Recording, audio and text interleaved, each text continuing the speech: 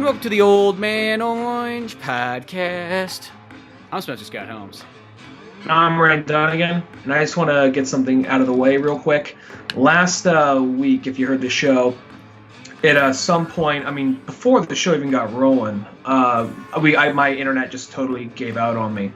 I didn't get really a chance to talk to Sophie from the little bit of interactions I had with her. She seemed nice, and she's Canadian, so chances are she's nicer than us.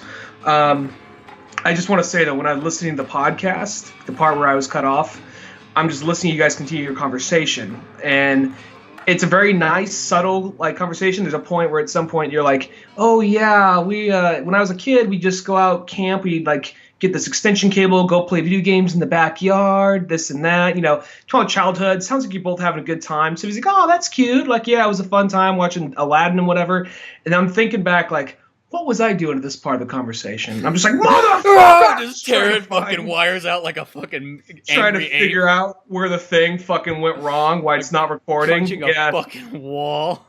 Yeah, it's literally, to put it this way, the Wi-Fi tower box was almost like the black monolith from 2001 Space Odyssey, and I was just one of those chimpanzees bouncing around it, slamming a stick against it.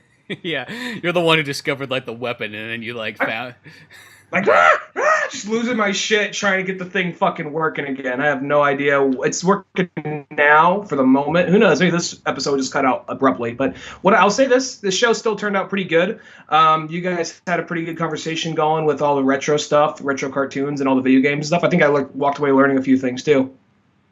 Nice. Well, yeah, no, and I know we even ourselves, we lost the last 25 minutes or so on the episode due to, once again, just another little Skype error of it always having the hardest time picking up different things and telling you're recording, but you're not recording and all that good stuff. So I don't know. We're going to try to double down on this one. We're recording twice. 2 on my end and, 1 on Dunigan's, I guess. So triple down. Yeah, just for good measure. But we decided to go, hey, you know what? Let's go back in time. We'll do a little retrospect.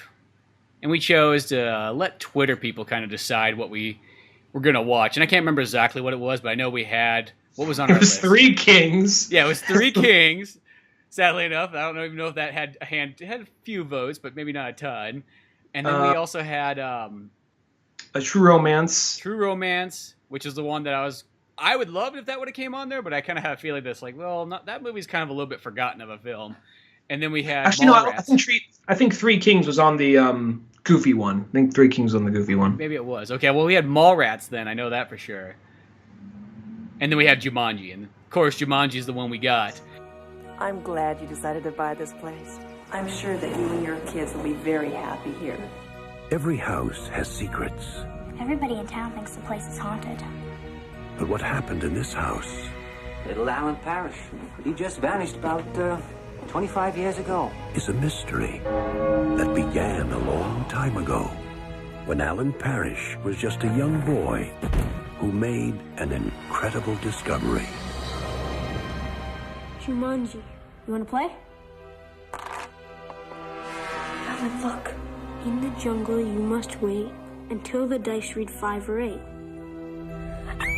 What's happening to you?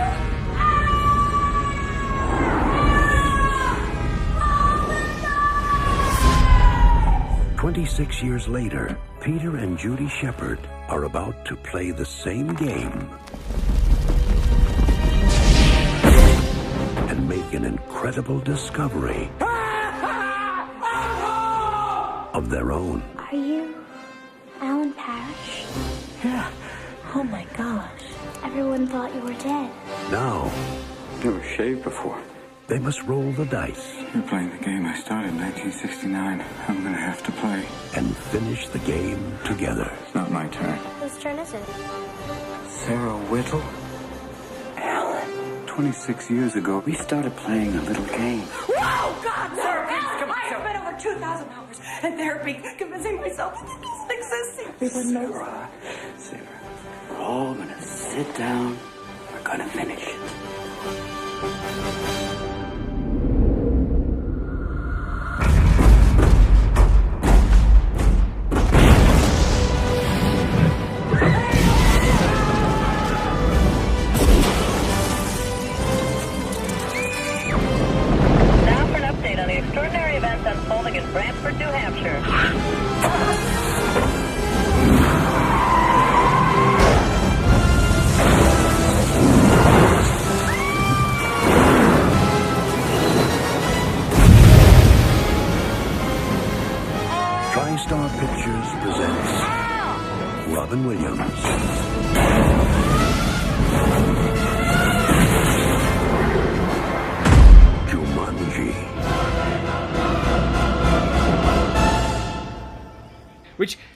makes sense. I think I've kind of learned with those polls.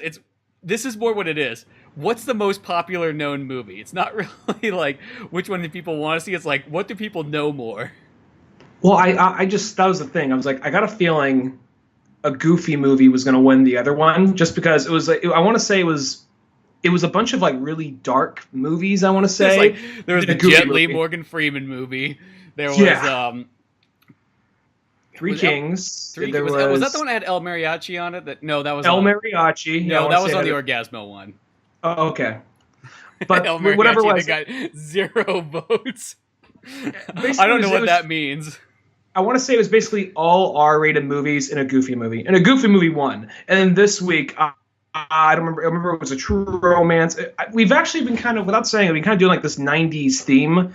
I don't know why. Just something kind of landed on. Started with Orgasmo. We're gonna try and do the retrospects. The plan is, folks, nothing's set in stone. But the plan is 2 a podcast a week, 1 retrospect, 1 regular show. So yeah. Yeah, if we can get to that. If we can get it done. That's the plan. We've been doing good on it so far. So. Have we got 2 a week yet? I don't think we even got the 2 a week yet. I think we're still on the 1 a week. Did we get the... Oh, it doesn't matter. Okay. I thought we did. we might have got like 1 every 5 days. Maybe that's what we're at about right now. Yeah, maybe 1 every 5 days. Okay. So, 1 every 8 days a week, one of those weird Beatles things going on. Yeah, so... But no, Jumanji it's kind of fun to go back and watch this one, because I actually don't think I've seen this movie in a long time. I mean, I even looked at the DVD I had of it. I almost want to say I bought this DVD and I have yet to watch it on this DVD yet. Like, that's how long it's kind of been sitting there. And I've had this DVD for a long time. Yeah, I haven't seen this movie in years. This was kind of my go-to movies for a long time when I was a kid. But it's been a good while since I watched it. And it was all coming back to me. I will say we'll get more into the movie and the structure as the podcast goes on. But there was some things like, oh, I don't remember that as much. But I will say, though, I remember this movie seeming a lot more serious when I was an adult. When I was a kid, I remember this movie seeming like way more darker. And it still is kind of dark for what it is. But there's some moments like, oh, that seems kind of out of nowhere. Well, because it is kind of one of those ones where it's sort of this like mix between like it's a kid's movie, but it's really like also a horror movie at the same time, too. At the end of the day, like, just picture that stuff in real life, and that is super scary and violent, like how this movie could turn out. Well, this seems like the best way. I think I don't mean this in a negative way. I think the best way to describe it is kind of like Jurassic Park meets Home Alone. Yeah. Well, even literally there's a part in there that made me kind of laugh, because it sort of felt like almost out of place. I know it's kind of farther into the movie. But when they're being chased around by the hunter guy, like the Sir Save-A-Lot store. Yeah. The fucking monkey boy starts he like grabs like scuba gear, and he's grabbing like a canoe and everything like this, and then next thing you know, he's got like a dumbbell rack, a barbell, and he pushes it off, it falls down, breaks the scuba gear, that thing starts to shoot off like a rocket, which is holding like the canoe and some oars and all kinds of stuff, and he's just created this like giant like weapon, which that makes you feel like, dude, this is totally like Home Alone right here. Mm-hmm. But the weird thing is none of the rest of the movie has any of that in there. That's like the only time that someone sat down and got super fucking creative with whatever they had around them. That's to try to murder somebody. Because that's really what Home Alone is at the end of the day. When you think about it, like, this kid has just created a bunch of ways to like murder these people, but they just keep surviving. So I don't know if that's some type of hell that they're in, where like, guess what? You've been robbing houses, and now you're going to be tortured by this boy over and over, and you should die from all these, but you won't. You'll just keep surviving. Before there was Don't Breathe, there was Home Alone. Yeah. I think there's this like I know there's this theory, and it's just a joke more than anything else, but there's this idea that like Macaulay Culkin's character is Jigsaw as a little boy. That's kind of funny. I like that, because that's what it is. Like, that's back in the day when they just did it's almost like Looney Tunes style, where they're going to follow these like gags and things like that, but you think about it like, Jesus Christ, that's so violent what they just did there, but for some reason it's okay because they survive. When I was a kid, I think I just kind of cringe thinking back on this, because you do stupid shit when you're a kid. I remember almost attempting Looney Tune type shit once in a while. Nothing to the level of dropping an anvil in someone's fucking head. Yeah, you're fucking hanging out the third story window at school. Like, we're gonna get.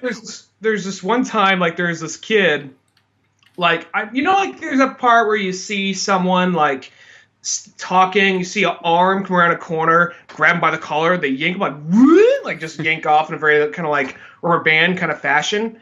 I remember like a friend of mine was talking one time. I tried to make my other friends laugh. I tried doing that, grabbed him by the collar, moved that Fucking he choking choked, him. he stumbled, hit his head the side of the wall, fell down, hit his head on the back of something else, like screaming, like holding his blood shooting out of his forehead. not like shooting, but he did have a cut. Like They're like Fucking yard duty comes running in, blowing a whistle and everything like that. Like, Mr. Dunigan! Yeah, and you then fucking like scramble like exit stage left. yeah.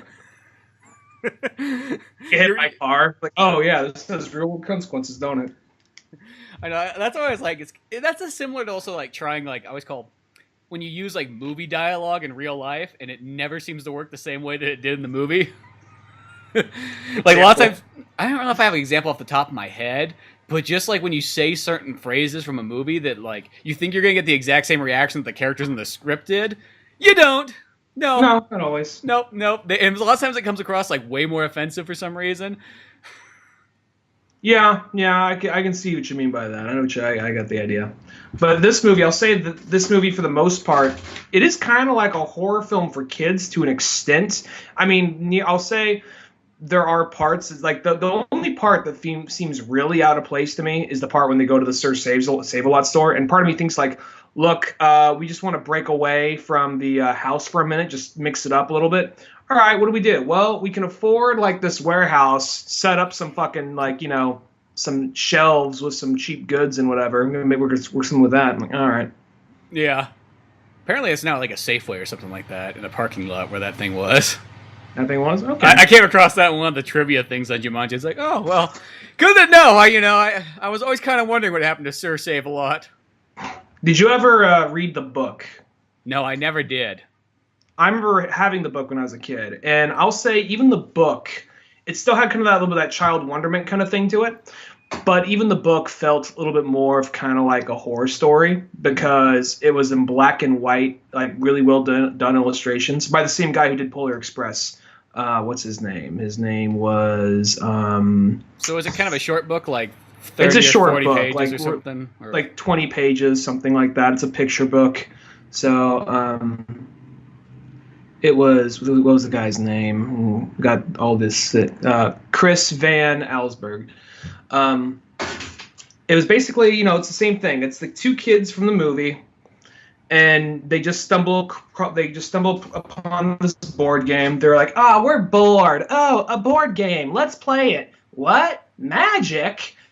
And they, things in the book out of the board game come to life like they do in the movie, and it's just kind of like very much the whole let's avoid it. Now it doesn't have as much scale, doesn't have as much scope. It's like, there's a line in there, let's hurry and scurry onto the other room. There's monkeys making a mess, and then they got to do this. I think they got to fix up the house before the mom and dad get back from wherever, and they just abandon the game somewhere else, and then someone else stumbles upon it. So it's literally like it's almost like a college party movie that just happens to involve a board game instead of alcohol. Pretty much, that's a good way of looking at it. Like. And doesn't the book not have like the Alan and Sarah character in it too? It doesn't have them in it, no. I remember first watching the movie because we're going to go into this as if you already seen it, but if you haven't seen it, folks, spoilers ahead. Thing about Jumanji, when I first saw the movie, I didn't really know. I was like, what the fuck at the very beginning when you see like Alan gets sucked into the board game, because I just knew there's two kids in it and Robin Williams was going to come in eventually. I assumed like, okay, these are the two kids, and then you see Robin Williams get sucked in, like that didn't take long for that kid to die. Oh yeah, just right off the bat. Well, isn't it too like in the book when like the two kids at the very end find it? Isn't that the two main characters from Zathura? Yeah, that's the two main characters from Zathura. And I never read Zathura. I know that I kind of just looked up a quick synopsis on it. And Zathura is like, okay, yeah, they played Jumanji, they survived, but now they stumbled upon Zathura, so... Yeah. You're like, fucking Billy, would you stop grabbing the goddamn board games from the creepy library? Yeah, I remember watching this Zathura movie, and not really like, I mean, granted, I wasn't really as young by then. I was like in high school when that movie came out, so it just seemed kind of like, whatever. I mean, there's a little bit of a twist. I'm like, oh, that was kind of clever, but beyond that little twist, did you ever see it? I never really did. I don't think.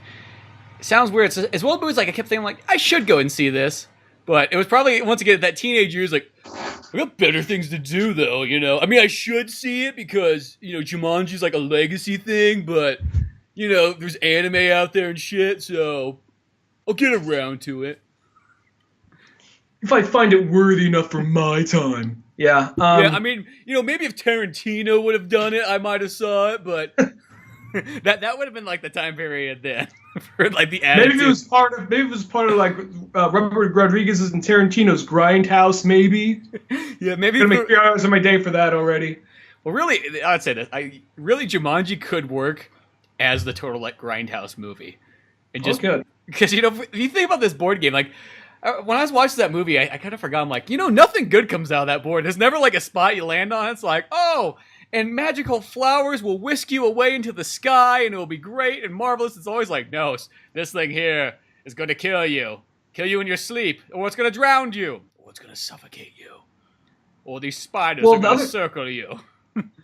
Well, the thing is, we're watching the 1 or 2 times it worked out. We're not taking into account all the times like the children died playing this game. Well, that's where when I was watching the movie too, I was like, you know what I want to see? I want to see a prequel to this movie to who the fuck made this thing? Like, that's what I want to know. Who's just like sitting around in like the 1800s fucking pound, or it could be even earlier. Who the heck's sitting around like the 1600s making this shit? Did you ever watch the Jumanji cartoon? I never did. And I saw that because I didn't even know there was a cartoon. I saw it when I was looking up stuff. But then I also, when I scrolled down, I was like, UPN. That's why I don't know about it. Yep, UPN. The thing about the cartoon, because I actually grew up watching that, and that would come on before I went to school. That right there was, did my shit stop recording? My shit stopped recording. Fuck it. Okay, whatever. That's the way it goes. Anyway, what I was saying, the UPN one, what they actually did was sometimes shit would come out of the game, but usually every episode they would get sucked in. The thing would give them a riddle, and they would get sucked into the world, and they'd have to figure out the riddle within the world. And there, Alan Parrish was, and he was stuck. He couldn't get out of the game until he was just banished to the game until that's how the series ended, was them getting him free. And they had they didn't have Sarah. It just had Alan. What were the kids? Judy and Peter. Yeah, I think so. Had them, and then there was the hunter, Van Pelt, who was always going after him, and they made new villains. There was like this kind of like sleazy snake oil salesman who would always try to get one over, try and screw him over. If there was like a monkey or something, it wouldn't just be a generic monkey. There's like a band of like angry monkeys. There's like a pirate. There's an evil. You say band? Were they literally a band playing? Yes, they were a band. They were. Oh, okay. I didn't know if you were saying it was like a band. No, I was being sarcastic. No, they're not. Oh, okay. I thought you literally was. Because at this point, it's a cartoon. Like, it's the episode. 90s and it's a cartoon. That's not that far off that these monkeys would be in a band. There is also like these like enchanted like masks that would try, like little tiki people masks would try to attack people. Then there was this guy, I want to say, I remember his name. I want to say he was actually Jumanji himself. And he was like the skeleton guy who was like this kind of... Mr. Jumanji. Well, he was kind of like this Grim Reaper thing. He barely talked. He's only in a few episodes, but he oversaw everything, and he was the one pulling the strings, basically. Yes, I hate children so much that I made a board so much game I bring to my world to torture them. Yes. Yeah. Now, I'll say that show, you could definitely like show a kid that show, but it was way darker than the movie, and I feel like the movie would be almost feel like how do I put this? Because it surprised. There's actually an episode where Alan kept on dying, and they have this device. They go back in time. They're trying to stop it each time, stop him from dying. Mm-hmm. And so it had some themes like that. And you know, it was like it had that same animation style as like Real Monsters or Duckman, that really random like 90s adult cartoon. Uh-huh. You know, so that's the same animation house. So. Yeah, so it had just like very bizarre looking animation. Yeah, very bizarre 90s, kind of like very tiny eyes, but very large heads and square features, and yeah, it was very. Well, that's weird because I was picturing it almost looking more like Carmen Sandiego. That like when I was reading it, I was like, I wonder if it looked like that. No. And okay, actually, I got that wrong a little bit. Actually, it wasn't. That thing wasn't Jumanji himself. His name was the Stalker. So, and he was. He was the protector of Jumanji. God, they have like the article on the cartoon is bigger than the article on like everything else here. I know. I saw that on there. I was like, Jesus Christ! It's like that cartoon seemed like a big deal. Mm-hmm. I like how in the cartoon they even make the Jumanji logo look like Jurassic Park. Like they were really trying to like milk Jurassic Park sometimes with this movie. That's not a bad thing, but that was totally like they saw Jurassic Park. They're like, "Fuck, you know what we can do? Let's do Jurassic Park, but with like a board game in like Africa." Well, I will say that like the thinking back on Jumanji, like when Alan describes what it's like being in the jungle, he says like it's one of the last places you want to be. It's scary. You hear something getting eaten, you just hope you're not dessert. And then you see the movie, you see the cartoon, like, yeah, I can see how if this was live action, how this would be way scarier. Because even though it was all in the jungle, it had this bright orange tint to it. It almost seemed kind of apocalyptic, sort of. And then you watch this new one, it's like, welcome to the jungle, having a fun old wacky time. You just got eaten by hip-hop. Yeah, definitely like taking out like the scary factor of it in the new one. I kind of like it when like I don't know. I know that I'm not expecting, to see kids get their heads ripped off or nothing, but I kind of like it when a kids movie could actually have a little bit of horror to it. Just prepare them for the world. Well, I feel like with the new one, they've kind of like, well, obviously they've taken it away. It's like not a kids movie anymore, but they've shot for that weird area where it's in that same vibe. There's other movies out there in that where it's sort of like, hey, let's take something old, but let's like kind of wink, wink, nudge, nudge. Yeah, well, yeah, totally tongue in cheek it. I guess it's no different than like the Baywatch movie, and it's no different than doing it like, Starsky and Hutch, like that kind of style where you're not taking it as serious as you should take it. Like I feel that Jumanji would be a cool movie if they the It trailer that just came out. Yeah, give it like that kind of vibe. It doesn't have to be necessarily rated R, but just make it scary, because that's the thing about it. Like when you think about Jumanji, like dude, that's one of the scariest things you can imagine. Like, I mean, literally that town, like they don't really like say it because it all works out in the end, which I think it'd be kind of interesting if there's an alternative ending.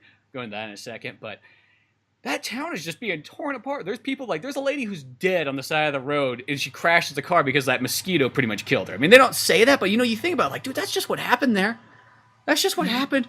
People are out now. They're out looting and everything like that because now this New England town, because of the shoe store that Robin Williams' dad had, that is what kept this whole town together. The second that shoe store went away, it just turned to a ghetto. Who was also the butler in Richie Rich, and he was also one of the yuppie rich dudes and surviving the game with Ice-T. Oh, wow, yeah, I didn't think about that, but that is him.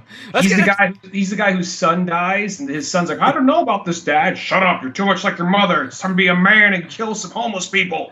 Well, that's what he did in this one too. He just realized he's like, oh, I killed homeless people. You know how I do it? I just gotta leave town, spend all my money looking for my son. Well, also that whole thing is, I figured it was all looting just because like the animals attacked and just shit. It was already like the town was already going to hell, but then once the animals started attacking, because that's the thing. I wish they showed more of the animals attacking, because you see that, but it was just like, okay, you'll see a stampede of elephants go by. Oh shit! Best time as any to go loot. The sure saves a lot. And then I thought it'd be cool if they actually showed, like, I mean, I granted technology was obviously limited. I mean, look at the way. Like, that scene where those like that stampede went by? That was like $10 million. Jesus Christ, we can't do that over and over. That was half the budget, yeah. and then they show like the monkeys running around. Like if they showed the monkeys doing more terrorizing things, like I almost think like it doesn't have to a beat for beat overly gritty remake, but just think about the War of the Planet of the Apes technology. What you can do with that? Just like a scary ass pack of apes, like ransacking some town, just fucking shit up, And there's keep the seriousness of Planet of the Apes, like. And they're kind of sentient too, I'm not expecting Caesar to be like, like we take it back or nothing like that, but.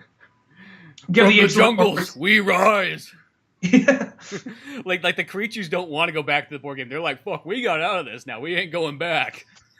Well, there seems to be this whole thing about like, hey, you guys. I mean, I'm not sure. Maybe someone could point it out to me from like older movies, but like I think it's more of a recent thing, more of this very self-aware thing. Because like Goosebumps was kind of like, hey, you guys remember this shit?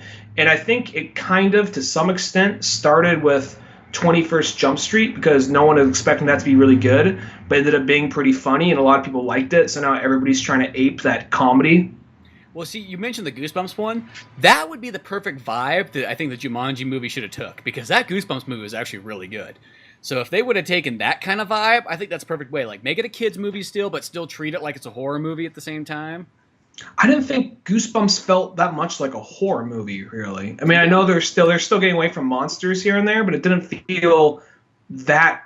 Maybe because maybe obviously it wasn't that scary, but I mean, well, I mean, like it's not. It's almost like you got to think of yourself in that situation. I feel like that's kind of how it is. Like, yeah, they don't have like jump scares, and they don't have like, you know, very scary looking monsters or things like that. They're a little bit more comical, a little bit more cartoony, maybe. But I just always take myself and I put it in that situation, and you go, oh no, that's fucking terrifying.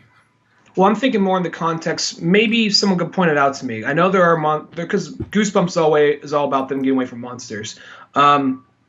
I want to say that this one, there are moments where, like, the original Jumanji, there are moments where there's like the part with the plants, the part where the plant like wraps around the kid's ankle, pulls him under the rug, and then it comes out of the chimney and just opens out, but he's trying to eat the kid, and they're trying to pull him away. Like, that part actually feels like a legitimate scene out of a horror film. Like, if things went bad there, it would have got really violent really quick and turned to R quickly, you know? Yeah, that's what I mean. So I think like that kind of thing. Like, I don't remember, maybe Jumanji, maybe the Goosebumps had some more of that, but I remember being like, oh no, it's a werewolf, get in the car, run away. Where I don't think that Jumanji had anything as close. I mean, Jumanji had things at much closer stake. Or there's like the part when the house starts to fill up with water, even the color and the tones. When the house is filled with water and there's an alligator going after them, and then like they're like, just get away from it, get away. They're trying to crawl on top of the floating door. Mm-hmm. Well, that's what I mean, though. It's like, that's set up. I mean, that's like a scene I read in Jurassic Park right there. Or yeah, or Lake Placid or something like that. It's like, boom, there we go. It's that close. That's what I mean. It's like, I feel like in how you kind of make like it, so it's why somebody would say, oh, it's not really a horror movie. Well, if you just take it where pretty much nobody's dying, I think that almost makes it like it's not a horror movie. If you're not seeing death, it pretty much makes it go from being a horror movie to almost like, I guess, an adventure movie, though the feel is exactly the same. Yeah, I'm looking at the it's Jumanji kind of cartoon weird thing right now. Look at the Jumanji cartoon thing right now, and it says genres: action adventure, dark fantasy, horror. Yeah, see, that makes sense. Mm-hmm. And that's how I feel. It's like, and when I do see that kind of trailer, it's like, here's the thing. I like The Rock enough that I would see it probably anyways because of that. I will say the concept of going into a video game is kind of cool. The only thing that I think is when I was watching Jumanji, I'm like, you know, it'd be like, just picture this. I know this is more than anything a Captain N movie, but like, what if it was like, it was literally a Nintendo and they went inside different Nintendo games? Now, it's obviously not the same thing, but like, when you hear that concept of the game, it's like, that's cool. But now picture it instead of like, because it's kind of weird. It's like, oh, it's a game system, but where are you going? We're going to a jungle. Oh, okay. You know. Well, once Ready Player One comes out, that's probably gonna make that kind of movie a little bit easier. So yeah, the Captain N game might be able to come around the corner then by that standard. Yeah, because I mean, if you took Captain N and you just kind of treat it once again serious, like that could be like a really cool concept of just picture just a guy and his dog get to go into fucking Nintendo games. Mm-hmm. Using it like, I guess they are at that perfect point to do that because our generation, it feels weird saying this, our generation literally has kids now. So I could see some, you know, like, oh, I'll go take my kid to go see the Captain N movie. I remember watching that shit as a kid. Well, because really this is the one, because you tell that idea to someone like your dad, and he's like, fucking stupid. I'm going to go get myself a beer. But yeah. Like, to nowadays, it's like, dude, someone's like, dude, picture a movie, dude. Like, you always wanted to be Captain N, right? But you're going to go into Nintendo games, but you got 30 years of Nintendo to go into. Yeah, it would, maybe if it wasn't Nintendo, maybe it would be something else. I mean, I know Captain N is strictly Nintendo, but it would be, I mean, I guess to an extent, I mean, Ready Player One looks kind of like a Roger Rabbit of Warner Brothers properties. So maybe Captain N could be, I mean, I don't know, Nintendo's very careful with their license. I mean, I'm not saying that thing's coming out around the corner because I really don't think someone's probably going to make it a Captain N movie at all, probably, but I just think that concept, it doesn't even have to be necessarily Captain N. I just like the idea of getting sucked into something, I think is always one of the coolest things, or stuff, I guess, coming out. That's why Last Action Hero is one of my all-time favorite movies. You know, that, like, I always thought it was so weird back in the day when people used to go, duh, that's a dumb movie. I'm like, are you kidding me? Like, literally, I don't care who you are. I don't care who you are. Is the idea of having a magic ticket that you could go into any of your favorite movies a dumb idea? That's like the best idea ever made. Think about it. Like the only person that hates that idea is like, I fucking hate movies and stories. They're all stupid. That's like the guy who hates that. And if that guy tells me that, I'd be like, okay, yeah, he just hates everything. But really, it's like, think about it. Even like, you could get somebody who's 90 fucking years old, and you told him, it's like, hey, you want to go in this John Wayne movie and fucking shoot, you know, a bunch of like fucking Indians up? He'd be like, hell yeah! You know what I mean? Like, it would all come back. It's like, that's exactly. I always wanted to do that. That's why I'm not allowed on the reservation no more. Like, oh, okay. Oh, shit. Oh, you already did that once. Like, We're just talking in a movie here, you know, just to hang out with John Wayne, you know, and terrorize some local people, because that's pretty much what he does in all his movies. Well, I was gonna say, I think that those movies could still definitely. I think those movies are probably. I think now you can probably do those movies better, because before it'd be like, okay, here's the mock version of this, or here's the mock version of that. Now it's like licensing. I don't know. Now like, I'm not sure what it is. If licensing is just easier to get around, or if people are just like, they know their fan base is like, you know what? No, fuck it. Let's throw the Iron Giant in there. Let's throw Batman in there too. We own the rights to Gandalf. Let's throw him in there. So I feel like now people are a little bit more like ballsier with that. So I'm not going to say Captain N exactly, but something like that could definitely happen. Yeah, it's just, I think that idea of just going into something is always just kind of a cool one. It's just like, that's also why that Jet Li, Jackie Chan, I think is like an awesome movie too. Yeah. Forbidden Kingdom, because think about it. If you're like, you know, if you're that kid that always fucking dug every kung fu movie known to mankind, and then you get to go in and you're fighting alongside Jet Li and Jackie Chan, I mean, how cool does that get? Well, I know that, I mean, I get the idea for the new Jumanji movie, where it's kind of like we are going inside. The last one, everything was coming out, but we're now going inside of it. I get that. It's just, it does not look like, I mean, it's open to interpretation. It's a movie. It's like over 20 years old now. It just does not look like the scary, freaky jungle that I thought it would be. Like, I was almost like, in the cartoon, it had a weird animation style, but it was kind of close to what I figured. Like, I had this sense of like, you don't want to be here right now. And the one that I see in this trailer just looks like it's a fun old wacky time, and they have powers too. Just like, yeah, all right. Yeah, I don't know. I feel like, yeah, it is a little bit much. It has that feeling that, like, obviously it was somebody who probably didn't really care for Jumanji the movie, started putting it together and said, you know what, I know how to make this better. Mm-hmm. Like, I'll tell you this, my idea is probably way better than those guys had. Fuck Joe Johnston, thinks he's so special. Mr. Rocketeer making motherfucker. Well, Joe Johnston, he likes to do that retro, like, 40s, 50s kind of vibe to it. Like, this movie has it. Has, like the 60s vibe, like... Yeah. I guess you're right. 60s, but it has that old white picket fence kind of thing that he likes. He likes that whole Americana type vibe to it. And because that whole part at the beginning, I feel like his heart is really in those scenes, because the drama between like Alan and his dad, and then like, you know, how he's never gonna talk to you again, Dad. That whole I'm bit. gonna go to my meeting. Bah! I'm just like, I am just so angry and yuppie. Like, they did whatever they can to make it just seem like I am a cold, emotionless robot who only likes to make shoes. Yes. And I just fired a black man today, and now, son, you are putting me over the edge! He was the one black guy in the whole factory! I was trying to be progressive! You made me do that! I didn't want to fire him, but in front of everybody, he made me look like a fool with his fancy shoe destroying my machine! That's the fun thing I think about, like, because if that movie doesn't have the ending it has, where, like, everything goes back and it's good, like, that black guy pretty much, fucking, like, Alan, like, you know the part where he's like, hey, it's me, Alan, 26 years later, and he slams the brakes on him? I'm surprised he doesn't turn around and just start fucking strangling that kid. Just pulls his gun out, shoots him there, like, oh. Be like, you fucking ruined my life, Alan! And you're ruining it today, too! That just sounds so weird. I mean, he had, like, the next Nike, so I get it. But I'm thinking on the context of, like, man, I worked at a factory at the shoe store. Now I'm a cop.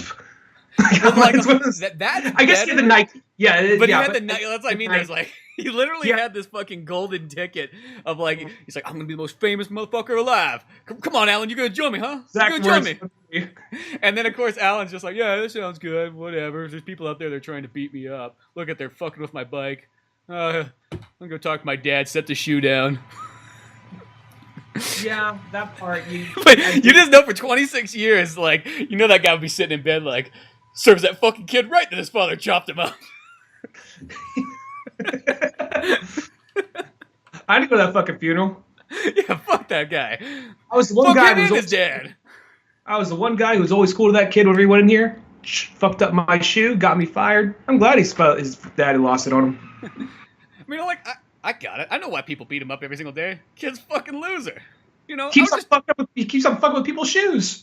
Yeah, he fucks up everybody apparently. I'll say though, like, there's that part when because here's the thing, because the movie actually, even though it is, you definitely call it like a family movie. There are some scenes that are like a lot more darker in it. Like there's the part when they're walking through, because keep in mind it is a kids movie. When the new family gets there 26 years later, and they're walking through the attic, and they got creepy old Mr. Exposition. Like, some say that he's still haunted, and his body's still hidden somewhere in here. Just like Mr. Hey, 70-year-old man still like exterminating bugs. yeah, like Aunt Nora, yeah. This guy's saying some creepy shit. What the fuck are you saying to my kids? Oh, not that. I'm just telling them how there's probably like dead bodies in your house. Like, why the fuck would you say that to them? They're fucking kids. What? I don't want to fucking lie. Do I look like a guy that lies? What, you gonna lie to your kids all fucking day? I ain't gonna fucking lie to them. They ain't my fucking kids. Sir, would you stop saying fuck in every sentence? I don't fucking know any other phrase. Fuck you. Try and fucking fire me, you real estate cunt. I'm part of the fucking union. I got a fucking bug bomb right here. We can all go down together. Fuck you. So many wrong turns this movie could have taken. This guy says like, I'm 75 fucking years old and I'm still working and I ain't gonna stop because I can't afford shit. Oh shit, there's the bat. So, that is an African bat. What do you know? Why do I know so much about African bats? Don't fucking ask me. Okay, so if I was to get that one down, I have to check the rest. That'll be probably another 75 for the day. Just goes back to being normal. Which I always kind of wonder, like, what the fuck does that lady do to afford that house? That's all I have to say. What does the aunt do? They got it across. I don't know what she was. They got across that she was really well off and she was young and determined. They're trying to get across that, was it Aunt Nora or something? Or I think so, something like that.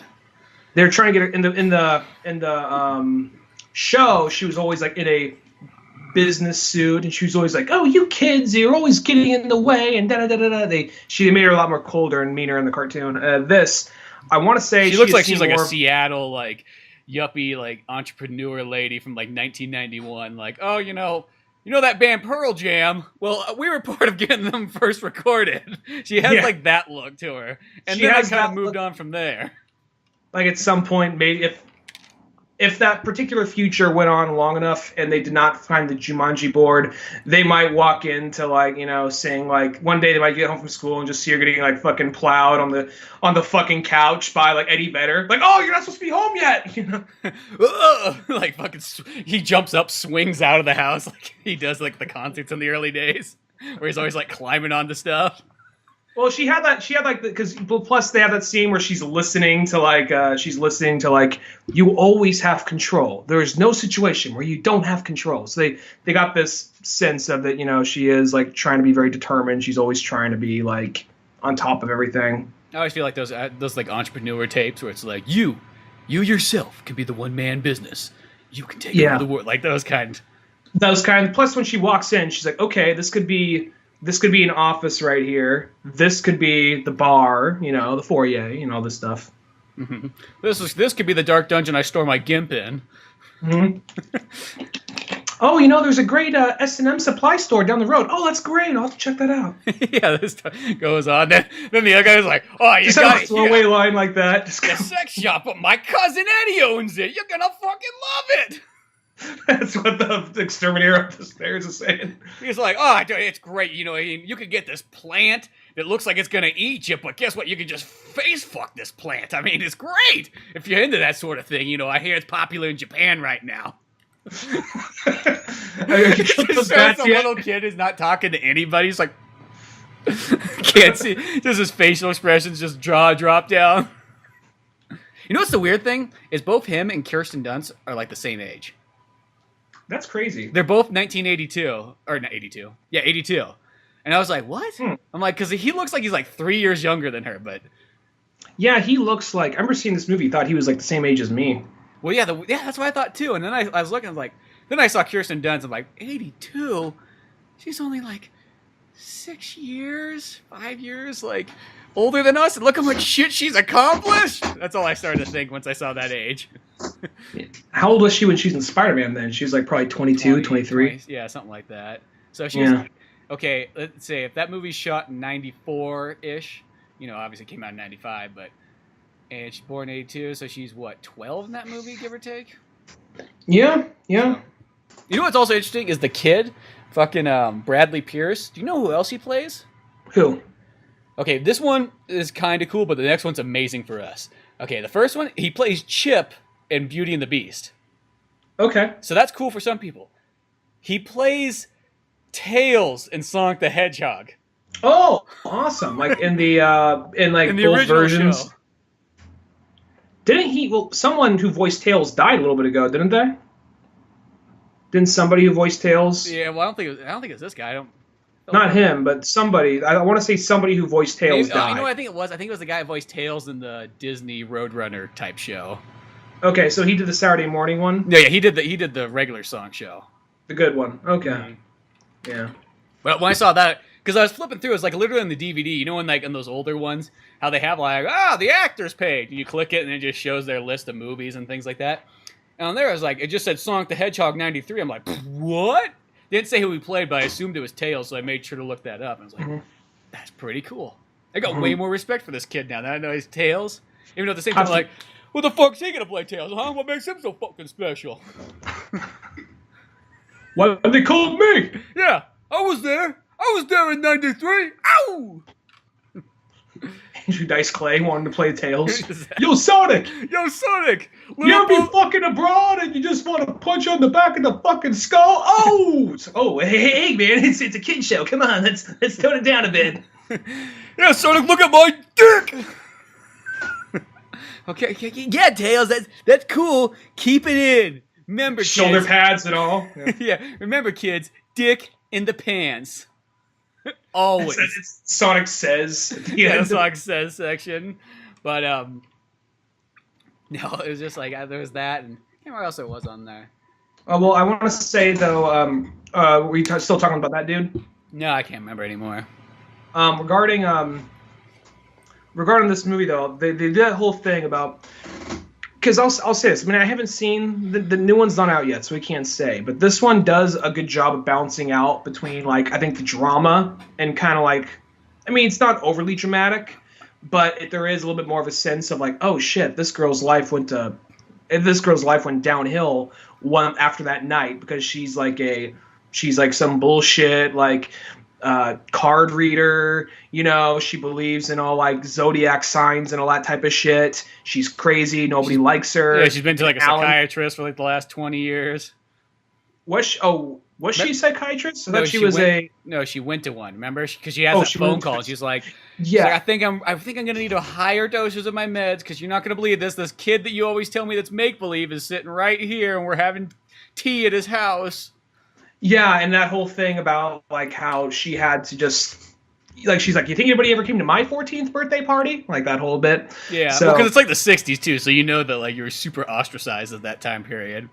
Mm-hmm. And nowadays there'd be somebody who would believe you. You know what I mean? Like they'd have like the fucking ghost hunters would be out. Next thing you know, fucking at your house, trying to make do of what you just said. There'd be a page for it somewhere. You know, like a Facebook page, a Facebook group or something like that. Mm-hmm.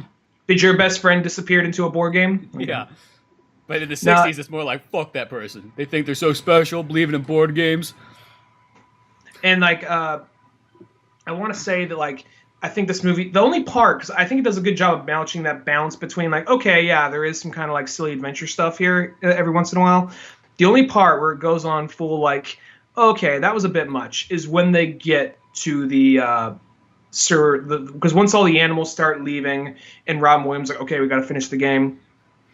That's where once they get to the Sir Saves a Lot, and that's where it literally for like 5 minutes of the movie becomes a Home Alone sketch. Yeah, it starts to become almost like a wacky. It's not bad, but it does sort of take you out of like that from being a horror movie to all of a sudden now it's like, here's the wacky hunter chasing us down, you know, and he's got himself a brand new like automatic rifle. With, plus that part was funny though when he goes in, he says like, oh, we don't have the like, because you didn't see that very many. I don't see that very many kid movies nowadays, but that part where he says like, you know, they stopped making these a while ago. Damn, like back in 1903. He says like, you can fill these out. Just drops a whole bag of them, or I could fill these out. Then, no, yeah, it's like, 'cause I like that scene a lot. And apparently in that scene, they're playing like the Mexican national anthem, and they have to take that out in the Mexican version of Jumanji because you're not supposed to play the national anthem for profit or for parody. Oh, okay. And they felt like that's probably like both of it right there in one. Yeah, and then there's the part though, like, which I don't know who the hell's choice was it. Like, yeah, let's just throw the Mexican national anthem up in this gun store. That's not gonna be kind of weird. It was probably something that had no copyright that you just throw up there. It was that too. In the U.S., it's fucking no copyright, public domain. Yeah. There we go. Yeah.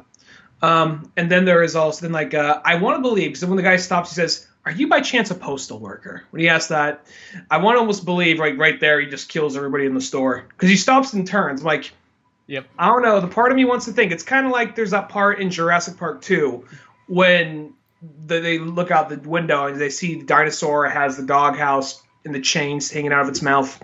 I want to believe that dinosaur just went there, ate the family, just bashed its head through the window, chomped the family. I want to believe he just killed everybody in the store right there. Well, they were going to shoot that scene too in Jurassic Park where the T-Rex goes in and eats the family next, but they thought that was too much to have both the dog die and the family die. No, I say go. I say go balls out. If it would have been my way, the dog would have been riding the T-Rex as it went in there and ate the family. And the T-Rex would have knocked over a radio, and it would have literally started playing "Balls to the Wall" down, as the T-Rex is just walking down the street with this dog on the back. Which, speaking of which, did you buy this? This sounds kind of off topic, but not off topic because it still involves the T-Rex. Did you get the Bat Metal comic that just came out? I haven't read it yet. I got the variant cover of Batman's riding a T-Rex. When I saw that, I'm like, I want that one. I just got one that has the Justice League. It's shiny. It says metal on it, and yeah. Yeah, when I saw that, I was like, oh, Batman riding a T-Rex. I have to get that one. Yeah, that's on the list. It's on the list. But yeah, where were we leaving off at? Oh, Jurassic Park. I want to say like, because then it gets a little silly when like they have that really scary part with the monsoon, which seems kind of like a scene out of Lake Placid for a second with the crocodile coming at him, and then like the cops like, I always wanted to do this, knocks down, then all of a sudden they're just going down the river like, oh no, we're wacky adults going down the river. Yeah, and I mean like it doesn't kill the movie. Yeah, it doesn't kill it. None of this comedy in here I really feel like takes away from the movie because I know what it's going for. You know, obviously you can't show certain things because it's still trying to be a kids movie, which is funny. At the time period, they consider this movie like almost like a little too dark to show like kids. Yeah, and I'm thinking, I guess my thing is they probably didn't know what was going to happen. They didn't know what sequels and reboots were going to lead to it, but I guess I'm just thinking like they probably take that little bit of, oh no, and then just like, all right, let's turn that into Jack Black gets eaten by a hippo or whatever. Yeah, but it's kind of weird because it's like, I feel like after Jurassic Park came out, it's kind of like, Jumanji's pretty tame compared to Jurassic Park, you know what I mean? It is pretty tame, and I almost feel like that Jurassic Park, I almost feel like, I mean, I'm wrong, I love that movie, but let's be honest, the movie's mainly aimed at kids, probably. Yeah, well, I mean, like, I saw Jurassic Park as a kid in the theaters, no problem whatsoever, you know? So it's kind of that thing where, I just feel it's always kind of weird when they go like, oh, it's, you know, too dark and scary. I mean, like, well, yeah, it is scary. I mean, there probably is some kid that fucking wakes up in the middle of the night, like, having non-flashbacks of a plant dragging him underneath the carpet, but after watching that movie, maybe. Well, plus it also like things get really dark after a while because near the end of the movie, all right, you get the spiders. That movie was preying on a lot of different phobias because it's going on the spider thing. Probably if you just have any like, you know, kind of like phobia or like predator, any kind of like predator prey phobia to that. And then the part where the girl like Kristen Dunst gets shot in the neck. She's dying right there. Yeah, she's basically dead. She pretty much is dead. They just Deus Ex Machina with rolling the dice right there, and that's what stops. That's what saves everything. That's where I feel like this is almost where the ending, I feel. I know it's going for that's like the ultimate 90s ending, is everything just got better. But I almost feel like it should have had like the 70s ending where they fucking roll the dice. Yeah, everything goes back in there, and then they turn around and fucking Kirsten Dunst is dead. And it cuts the credits. Jumanji. Just like right there as they're holding like, no! They just very quietly, like, in the jungle, the mighty. Just a crane shot pans away from this destroyed house. Because that's how, if this movie was a 70s movie, that's how it would have been. Like, they would have been like, we did it. We fucking stopped it. They're all gone. And then they'd turn around and be like, no! And then, boom. Credits. 70s movie. No fucking filler. Did you know there was a Jumanji PS2 game? There was a Jumanji PS2 game? Yeah, I didn't know that either. I just saw that on the page, and once you were out there, I was looking for it, and I was just like, I didn't know. So I started pulling up pictures and everything, and it looks like it's kind of like a 4-player, almost like Mario Party-esque game. Yeah, kind of like that. It's funny because the main cover it shows is literally the Jumanji DVD cover if you just took out Robin Williams. I could see that because they did this weird thing where for a while they how do I put it?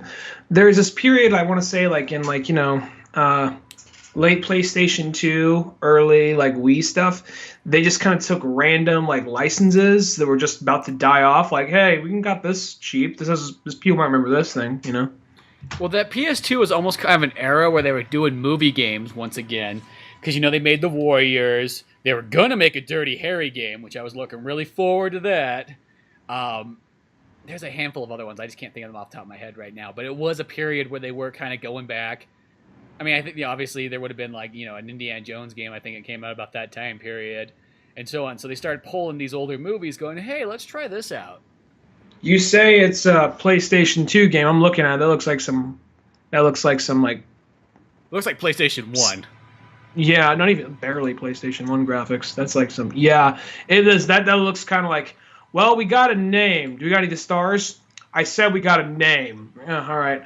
We'll make do. Top down, top view. Like, what's this guy? Well, he's the red guy. What's that guy? He's the blue guy. Do I have to say it? He's the fucking blue guy. Jesus Christ. Just fucking go through with it. Yeah. It doesn't look nearly as exciting as it... I don't know. It might be one of the ones it probably is. Might be kind of fun. I don't know.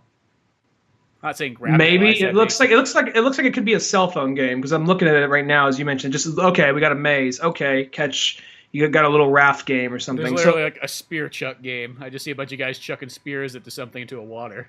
I will say that is one of the few times I'm like, okay, I can see how a board game thing works for a Jumanji video game. That makes sense. Who knows? They might come out with another one later in the line or something like that for the new one. It wouldn't surprise me the least bit. Now it almost seems like movie tie-ins come out straight to like cell phone. They hardly ever come out for the main movie anymore, for the main console anymore. I know, which is always kind of a bummer because I've always been one of those people like there was a time period where they just go, there's no such thing as a good movie game or a good property game, and it's like I don't know. Like my entire life, I liked a lot of those movie games on Super Nintendo and Sega Genesis. Like there's a lot of them that I think are totally awesome games. Sometimes even some of the better games actually on those systems. I think they start getting really bad once you get to more like PlayStation and PlayStation 2. I think you could come out with like a lot of the Disney ones are really solid games. Maybe because I was an in-house company. Maybe it's like, well, Disney Interactive actually works with Disney. So here we got all the access to the script. We got all the access to the character designs. Where maybe something like, okay, Sony is TriStar or whatever is releasing this out to some random company to make the Spider-Man game. Well, we don't want too much getting out there. Release this concept art. Let them know this much of the scripts. They got this much time to get it done. Well, yeah, there's certain ones that aren't that good. I mean, I'm not saying that's like it's a perfect track record, but I feel like there's almost more really good video game tie-in games than there is like bad ones. Because I think I'm like, dude, all the Jurassic Park ones are fucking amazing. Most of the Batman ones are pretty good. There's a couple of them that are kind of like, okay, but for the most part, they're pretty good. Well, like I said, I'm mostly talking just like like PlayStation 2, PlayStation 3, GameCube, like that kind of stuff. Yeah, but that was way later. That was before they even made those comments. Those comments came before those systems even came out. Mm-hmm. Because that's what they were talking about was like Super Nintendo, Genesis, and then because I remember it was like that's why they considered Spider-Man such a big deal on PlayStation. They're like, it's like the first good licensed game ever made. And I felt like, no, it's not. It's a great game, duh, but it's like, what, did you never play anything before that? Like, well, where is this coming from? Did you play like 2 games and said, they fucking suck, they must all suck? I think it was just easier to make a good platform back then. Plus, at that time, like that's where like you weren't really learning as much because how to make a good platformer was already dialed in. So if you had like a movie that came out that same time with a game linked to it, I remember Toy Story. I like Toy Story, but looking back on that one was awkward. That was a very awkward game because it was just. You got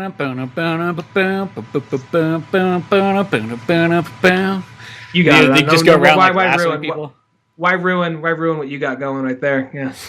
I don't know why. I always think of that song. It says you start off and you're like Woody and you're running and it's in fucking 3D and you're like mind's blown. And then plus there's also that thing though, just like, okay, don't jump off the shelf or you'll get hurt. Like, it's not that long of a fucking fall. I saw the movie, and there's like, you had to jump on the shelf and all that, like, and you had to like whip on, like use your cord to whip across. Like there was some of those logic things you'd think about like as a kid, like why are these toys always attacking Woody? Like, does he have to fight these motherfuckers every day? Cause like, we gotta make him fight something. Or then there's the whole part where it's just like, I have a nightmare, have to fight Nightmare Buzz. Yeah. Like this wasn't in the fucking movie. And I mean, like I'm like one of those kind of people. Like I see that and go, it's a game. I get it, but like I know. Even then, I got it. Even then, I got it. But I was just kind of because they would take like if there's like a bar fight in a movie and one guy just got punched and like fuck you and walked out the room. 2 levels. That was a whole level. That was a whole level in a video game. That's why I always think about like in GoldenEye. GoldenEye is that one where like they literally take like one small scene and make this giant level out of it. Mm-hmm. But, well, it's like. But Jumanji, I mean, we'll probably. I can imagine making like a straight tough like mobile game for this movie coming out. Oh yeah, they'll probably do something like that. Did you ever have the board game as a kid though? The one that came out, I think, by Milton Bradley. I did. And I was so disappointed. Now I knew obviously it wasn't going to be like a hologram. There's been that one kid that was a fat fucking liar. Like, dude, it just makes a hologram and it looks just like it does in the movie. And like, why doesn't fucking NASA have this technology? You just stop and ask yourself. But yeah. I remember thinking of like getting the game. I'm like, oh, I want Jumanji. 'Cause the game itself would be fun, but I just more than anything, I just liked the way it looked. The well carved box that unfolded and looked and like that you had like the pieces, and I just liked the way the game looked. So I was like, that'll be really cool. So yeah, I wanted to get that. I'm like, oh, it's just your standard cardboard Milton Bradley bullshit. I thought it was, for some reason, I knew it was going to have magic powers, but I thought it would at least look kind of like how it did in the movie. And I almost want to say, did they even have real cool looking pieces, or are they just literally like here's some like excess pieces, the red, blue, green, and yellow. The characters are in the PS2 game. I want to say it almost had those. I don't remember it having cool little stone pieces, because I remember what I did. This sounds like weird, but there was this tea company back in the 90s, and when you bought like a box of tea from them, they came with these little stone like lions and tigers, bears, fucking all kinds of wolves and things like that. These little teeny stone ones. I'm like, dude, these look like the Jumanji pieces, so I'd use those instead. I don't remember what they were. I remember they weren't that cool though. They may have been little pieces of something. I remember if they were just little, like, okay, you're the yellow one, okay, you're the blue one. But whatever they were, they weren't that interesting. I remember that much. I will say the game itself though was still kind of fun. It wasn't like it was like, I think its presentation just didn't.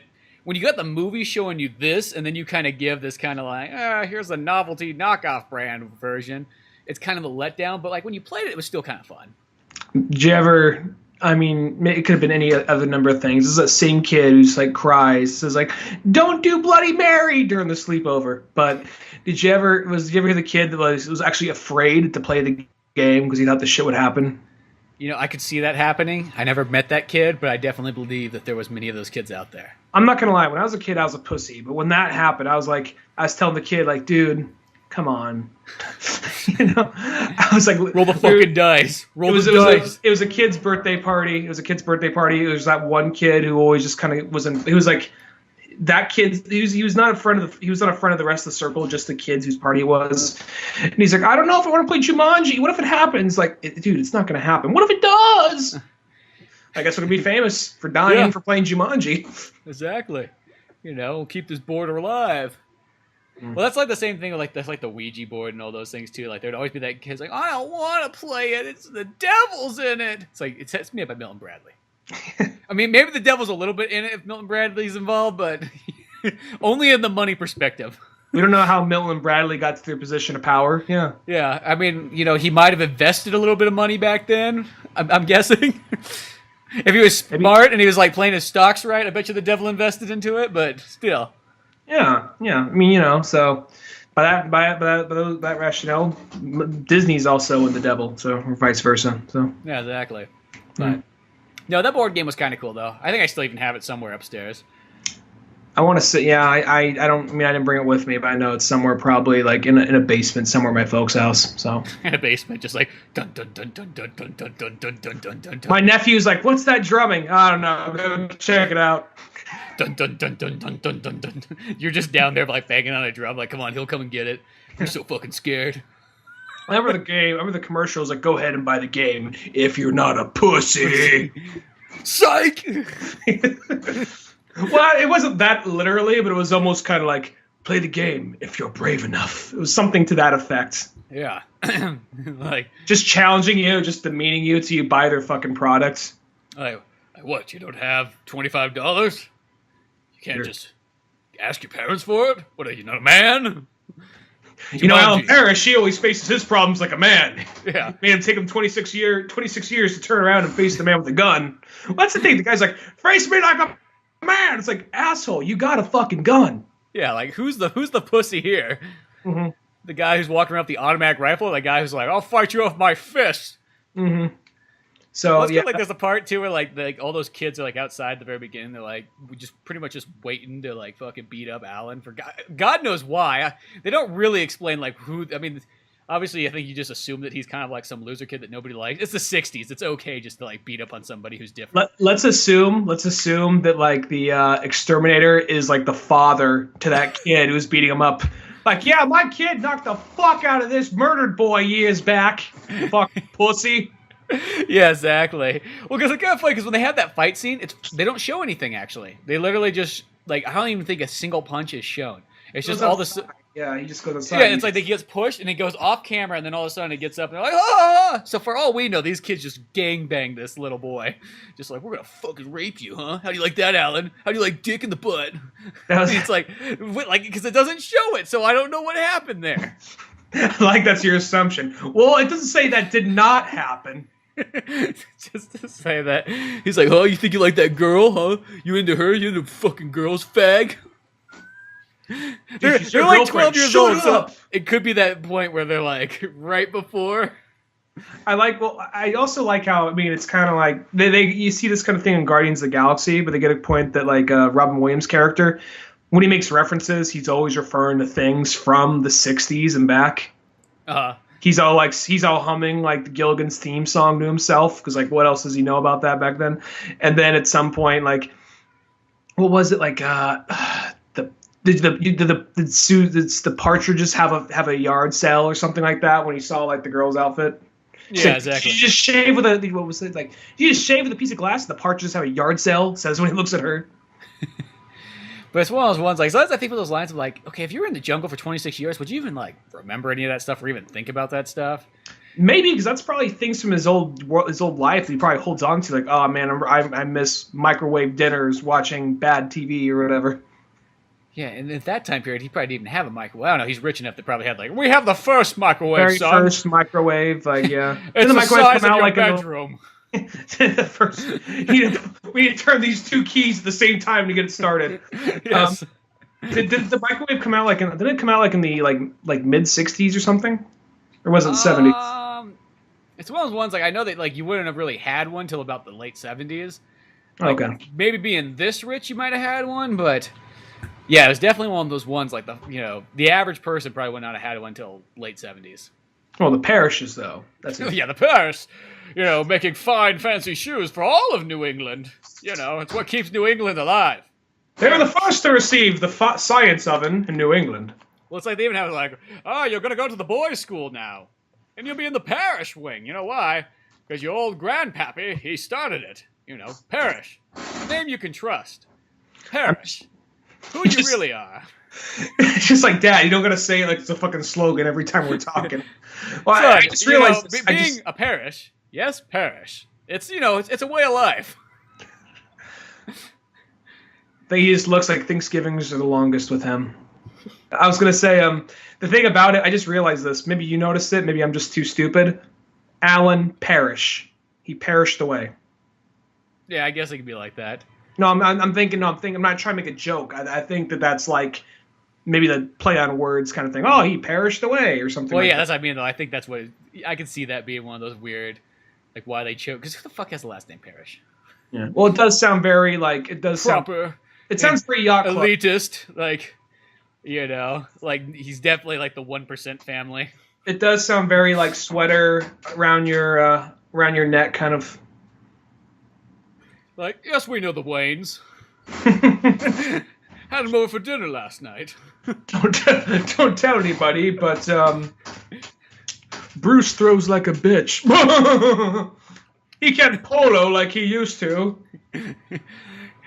He got a boomerang and tried to throw it across the room like some kind of down under Irishman.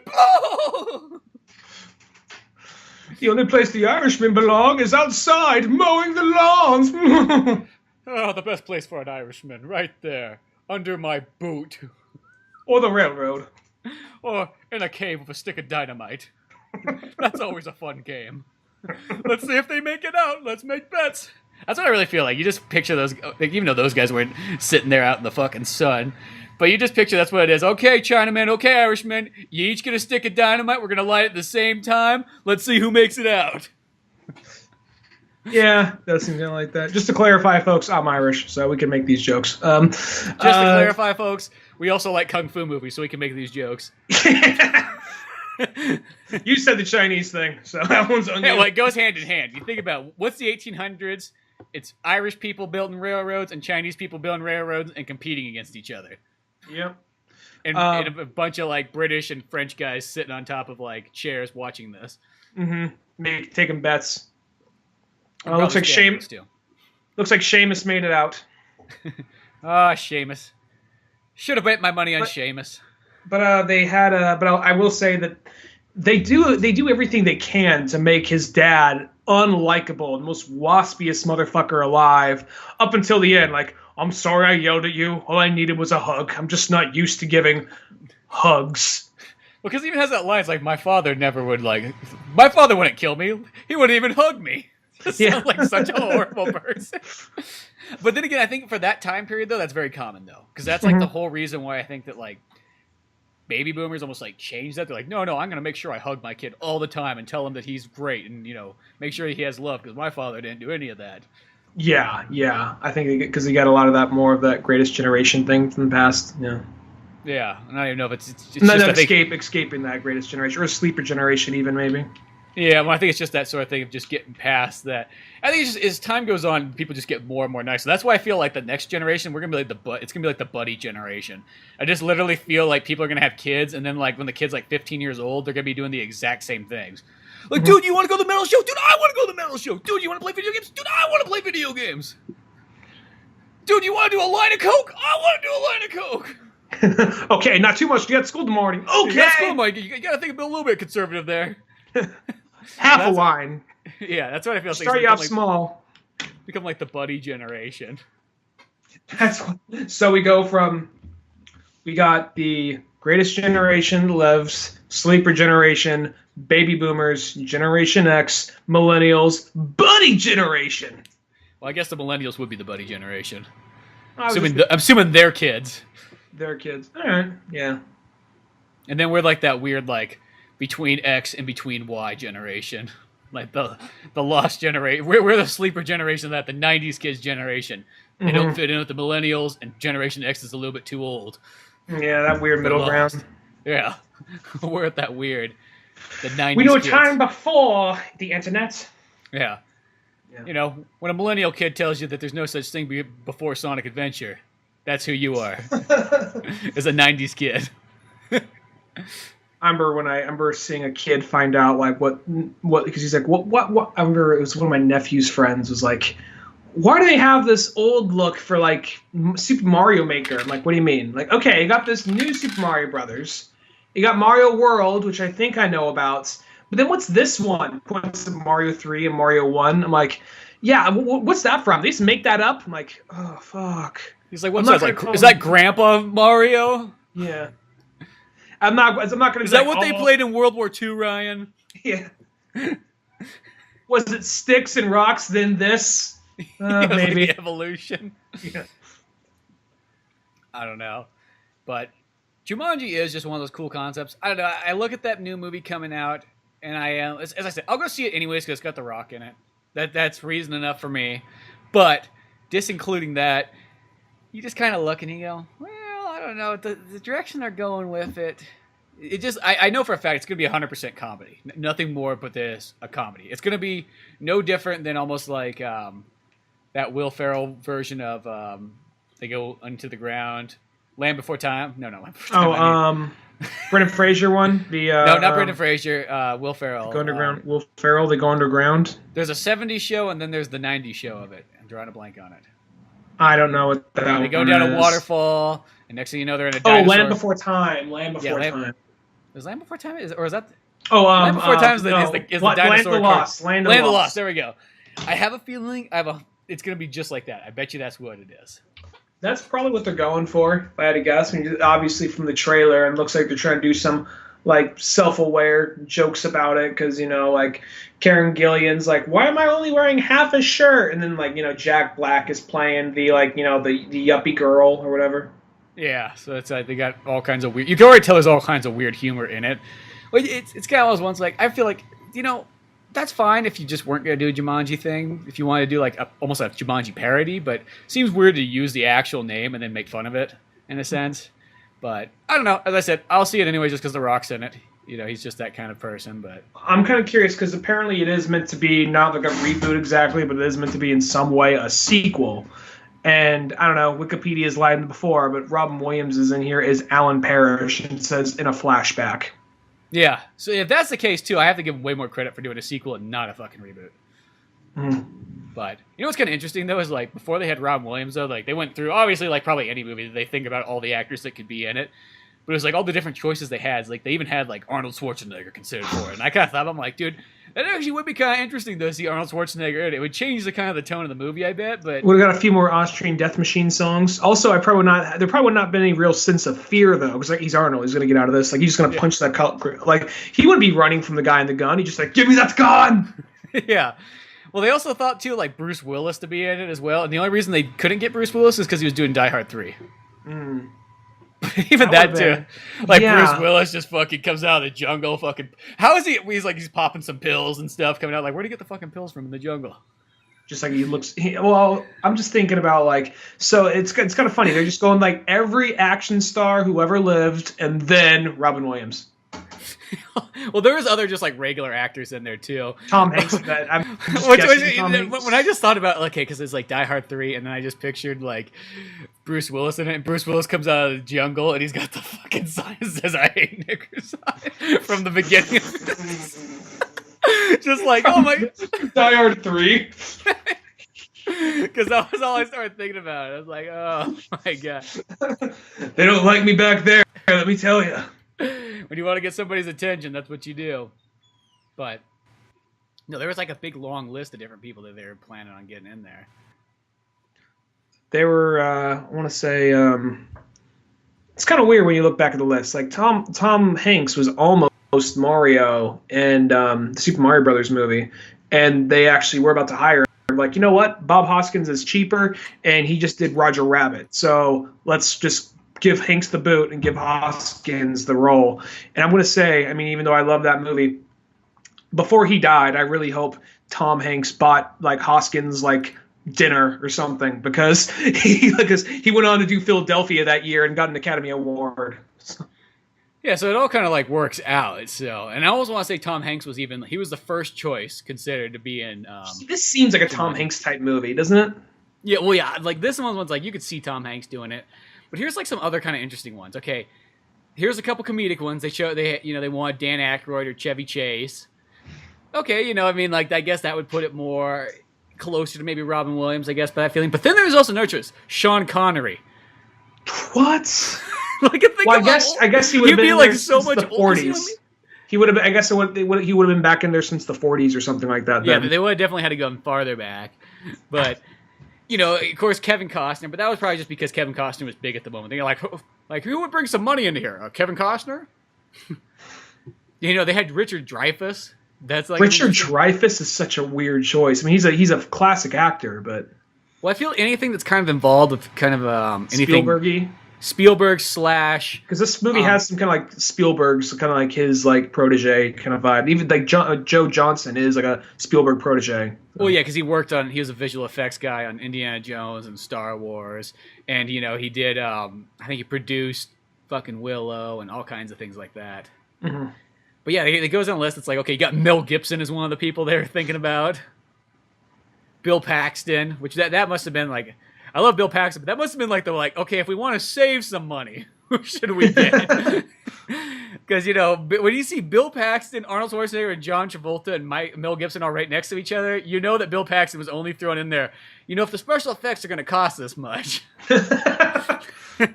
I'm just thinking like, that almost sounds more like the reboot, like kind of like how the reboot has like Dwayne Johnson, then it has Karen Gillian, and then like it's a big cast of people for that one. That's what that almost sounds like. It almost sounds like usually these you might have like, I don't know. It just sounds so weird to me that it makes sense, but at the same time I could see Arnold in there, but at the same time like, those kids would not be chasing him. Like they would just be like, "Get over here! You touch my bike!" Yeah, he just like grabs the bike with the monkeys on it, just pulls it up and throws it. And I guess that means they would have to get like an Austrian kid to play him for the very beginning of the movie. Like we're gonna get you for like, you know, killing my dad back in the war. It wasn't the Austrians. Yeah, don't blame Austria. Well, that's even like they also had Harrison Ford, which that almost kind of makes me laugh too. Just Harrison Ford coming out of the jungle, like, ugh, fucking jungle. Like kind of slightly dressed like Indiana Jones. See, maybe if you were going for like an Indiana Jones tie-in. Yeah. Like Indy gets lost in the board game. Yeah, like I guess Round. Me and Short Round were up late one night, and of course he bought this at the black market and wanted to play a game. I said, fuck it. I guess we will play a game. Tired of playing Uno, so we'll give this a shot. Yeah. And then he also kind of wondered what happened to Short Round, everybody. Well, he was fucking killed by this game. The monkeys came out and ripped him limb from limb, literally in front of me. That's why Short Round is not there in Indy 3 or 4, just letting you know. I just assumed he sold them off for a plane ticket somewhere, like in Indonesia. Exactly. It's like, who needs a bag boy? Bag boy for sale. But Dr. Jones, shut up! Slaps him. But Dr. Jones, I want to go with you. No, you're staying here, Short Round. It's good for you. You know what I mean? Your next master will have a good plan. He's got you great slave, me master. Like that Robinson Crusoe thing where he's telling that poor guy. I always felt like that was like such a dick thing in Robinson Crusoe. It's like he's telling that guy the guy doesn't speak any English, so he just assumes like, oh, my name's Slave. Cool. You know, I've always wanted to be called Slave. I got a nice ring up the tongue. And he's like, yeah, and I'm Master. Yeah, you Master? You Master all the way? And then later on when he finally like sitting there looking at a book, he's like, motherfucking Master, fucking call me a slave? Fucking cocksucker. Thought we were friends.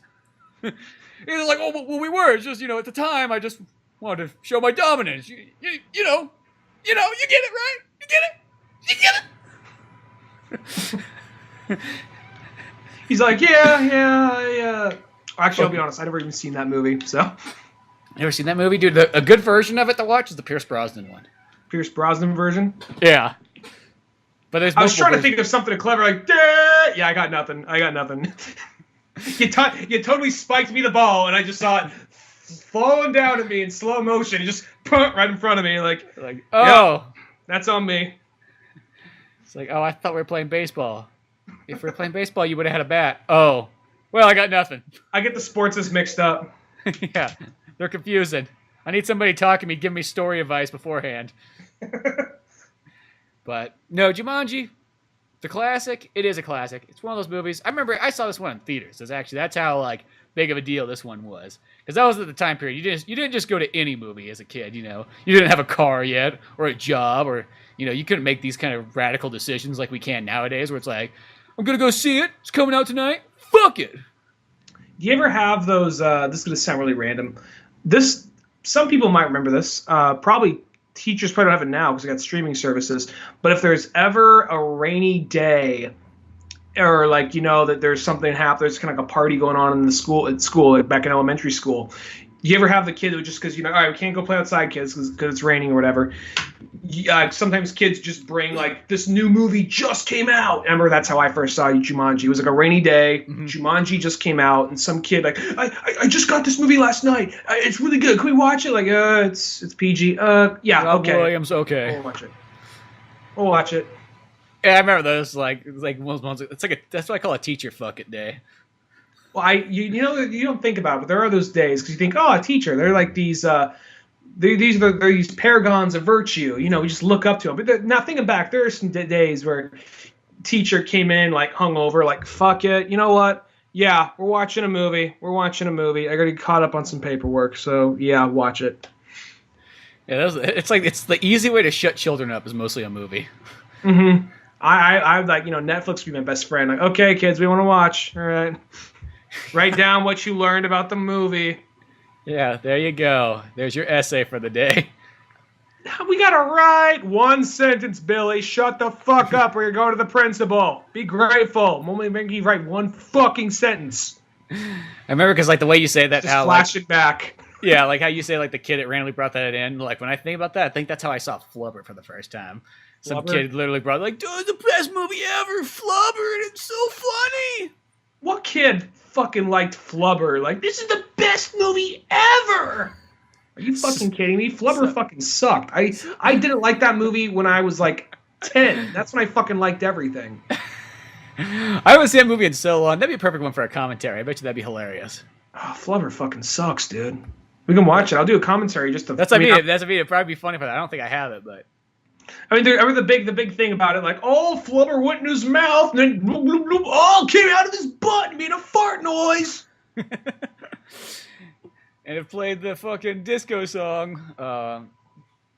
Fucking, goddamn, I can't remember. It's like in the trailer and everything. That was what I always remember, like, make a little love, get down tonight. Yeah. The Flubber thing's like dancing and shit. Well, the original, I didn't know this at the time, but the original, it was called something else, but like the original, it was like this weird goop. They're like, oh, it can do anything. Like, we're a bunch of evil scientists. We want it for ourselves. Oh, no, let's use it to get away and make crazy inventions. It's like, what if it fucking danced? What if it wore sunglasses every so often? What if it just didn't? I'm just like, oh, my God, you got to be shitting me. And that's a remake, too. So. When I was a kid, like, oh, it looks funny. Plus Robin Williams. And seeing they're like, oh, Robin Williams. Oh, Shooter McGavin. Oh, this isn't good. This isn't what it should have been. Let's just say that. Could have been more. But no, that's a good place to probably leave off on our Jumanji-ness. Fun times back in the 90s. So much fun that I think we should continue our 90s crusade of podcasts because you can't go wrong with 90s movies. I feel like it's like the greatest generation of talking movies. There's just something fun about them. There's always something funny to like talk about and to remember and all that kind of stuff. And unlike 60s movies, when we do that, people seem to actually know what we're talking about. Yeah, I feel so bad. Where Eagles Dare? Where Eagles Dare? Like, one of those ones, like I remember Newgrounds has like 60 views, and probably like 59 of them are confused on what this is.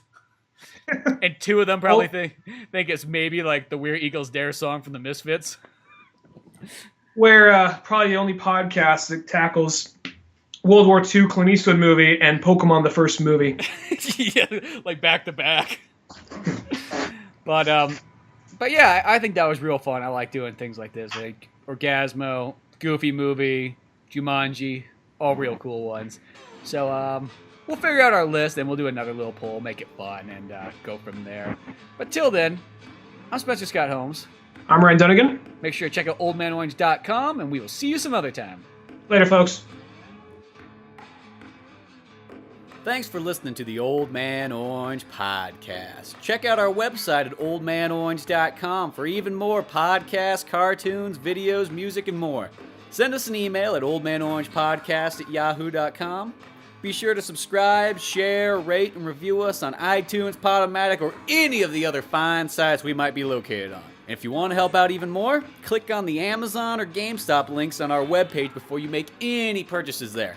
Won't cost you a penny, but it sends us a little something our way. Thanks for listening, and tune in next week to Old Man Orange.